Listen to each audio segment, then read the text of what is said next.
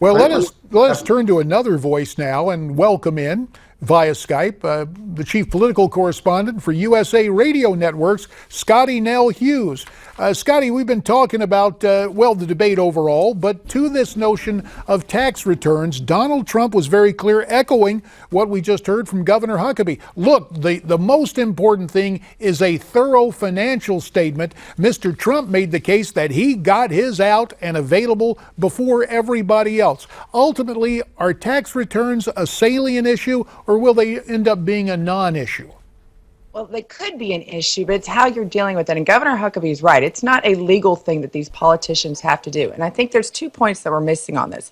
First of all, I think what Mr. Trump is once again showing is that he does not have to present his tax plans just because somebody who has lost 2 elections can sit there and say, I want to see your tax plans. He would probably have gotten more opportunity, more optimistic about releasing his plans tomorrow if a commoner asked him. But no, you've got somebody out there who has endorsed one of his opponents saying, I want to see your tax plans. He does not sit there and kowtower to any other politician that's out there right now, number one.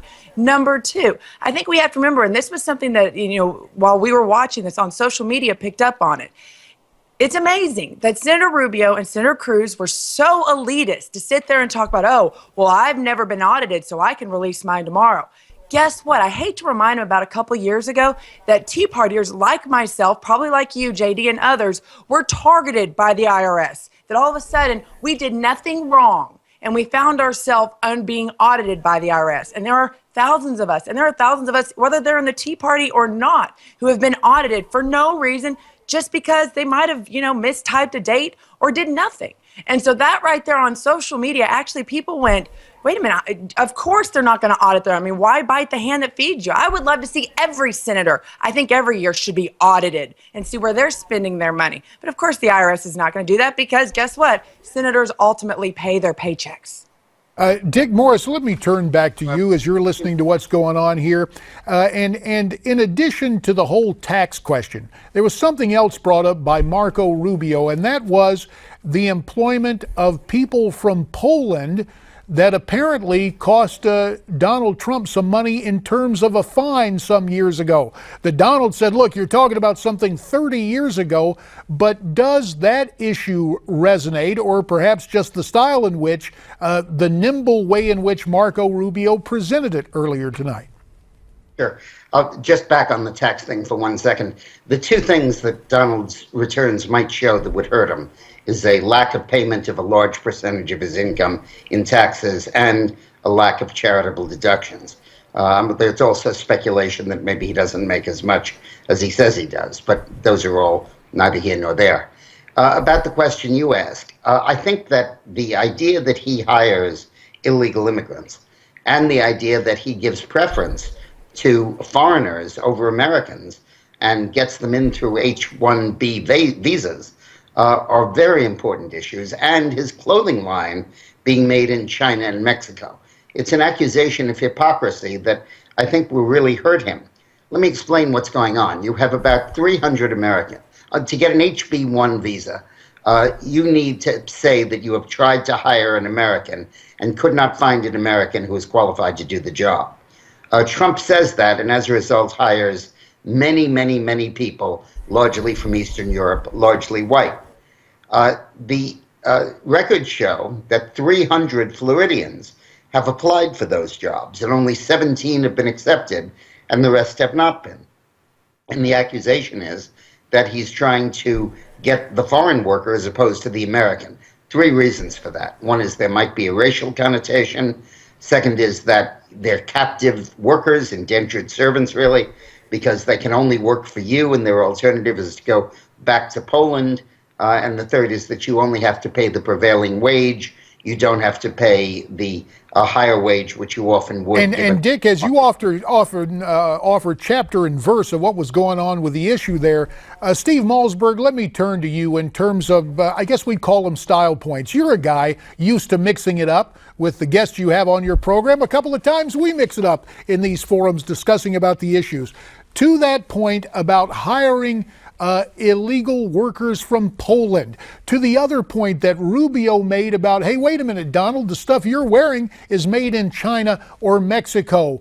Was it the Rubio combative stance that won the point for him tonight? I think maybe I know too much. I know that the Polish worker issue, as Donald Trump correctly pointed out, was 30 years ago when he built Trump Tower, something that's been there for, ever since I've been coming into the city to go to work. And it was a different time as well. So I think it's kind of hard to relate that to now. I think the Florida issue, Donald Trump also handled well, talking specifically about, how many workers they could get. And it was a 90-day job, et cetera, et cetera. But I think two things. I think Rubio looked good in bringing it up.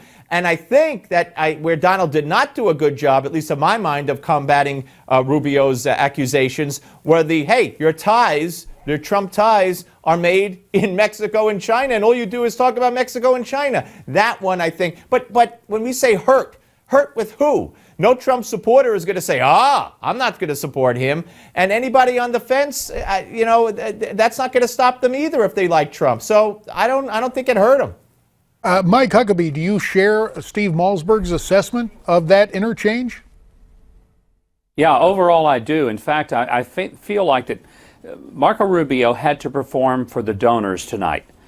He really wasn't pitching so much just to voters. I'm not saying he wasn't trying to get votes. He wasn't trying to win them over. But he needed to show that between he and Ted Cruz, he was the guy that the donors ought to rally behind, that he was the guy to be the establishment standard bearer and carry the flag. And I felt like that's what he was doing tonight. And frankly, I believe he did a good job of presenting himself as the guy who aggressively went after Trump. And I go back to the point that Cruz, having split his attention, I think lost some opportunities. I don't think that it is going to affect Donald Trump's numbers so much. I think it may affect an upsurge with Marco Rubio, and I think Ted Cruz will slip down a few points as a result of tonight. Scotty Nell Hughes, the record will indicate you are the only female on this panel. And I want to move to social issues because Mike spoke about them so eloquently on the campaign trail. And this is another situation where Donald takes a different tack, to wit, Planned Parenthood. Mike Huckabee on the trail said, defund them, get rid of government funds. And there you have Donald Trump talking about, look, I'm pro-life, but women's health is a big issue. You're a social conservative. Did Mr. Trump's answer ring true to you? Okay, off the bat, any conservative saying anything positive about Planned Parenthood, it makes, us sit there and bristle and our claws come out.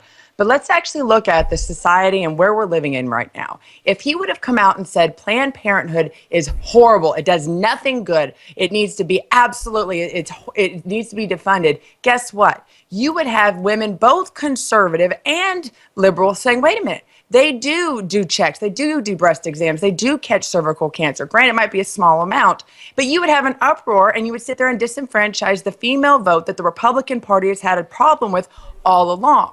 He has been very smart when he says, you know what, Planned Parenthood does do good things. However, if it has an abortion component, I believe it should be defunded. You and I both know it has an abortion component, so it will be defunded underneath President Trump. Now, is he coming out straight as the other guys are saying, doing the campaign trail of, we're going to defund Planned Parenthood?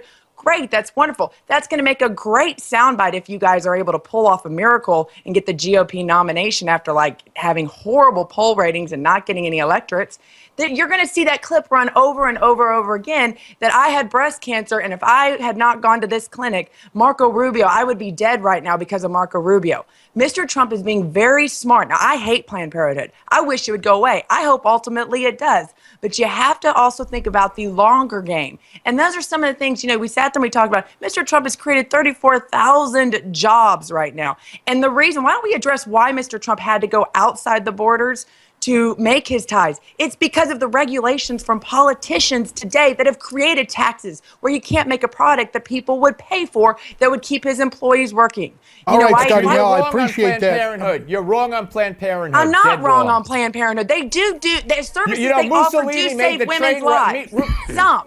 Mussolini made the trains run on time. You know, you can't separate what they do to babies and say, well, they also to check for breast cancer. That's abhorrent. That's all right, abhorrent. but let's that's bring how it. they pasted together. That's how we continue to lose I this argument with women. I appreciate the debate going on here, but let's turn to the gentleman who was on those debate stages earlier in this campaign, Mike Huckabee. Mike, you made no secret of your steadfast stance on these social issues.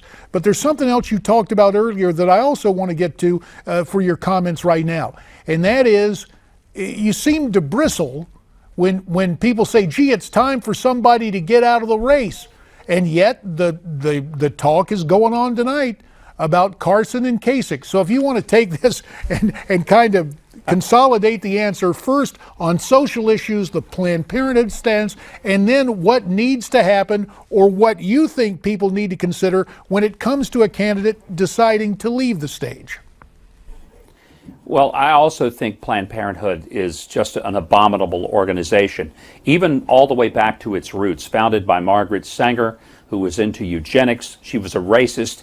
I think that's what we need to do, is to help people to understand that this is not a noble health organization. This is really an organization that was rooted in something that most every person today would find absolutely abominable.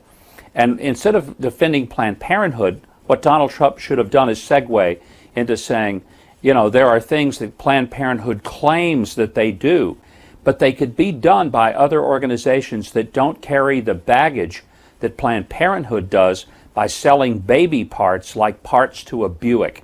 And that way he could have made it clear that he wasn't against women's health issues, that he was deadly for it, but he wanted to make sure that it was provided by someone who didn't have bloody hands from the death of babies. On this issue of somebody ought to get out, that Kasich ought to get out, that Carson ought to get out, let me tell you why that angers me. You know who says that kind of stuff? The people who have never run for office. And as somebody who has, and you have, JD, here's something that we know. The only thing harder than to make the decision to get into a race for public office is to make the tough decision to get out before an election has taken you out. Because you have friends, you have supporters, you have donors, you have family who have all worked hard to get you into that race, and you're not going to get out of it just because of your critics. And Governor, now true to situations here, we have time. Hold the thought. We want to come back later. Thanks to everyone who is joining us. We will continue here on Newsmax TV, our post-debate special, and you can tell us who you think won the debate by going to newsmaxpolls.com.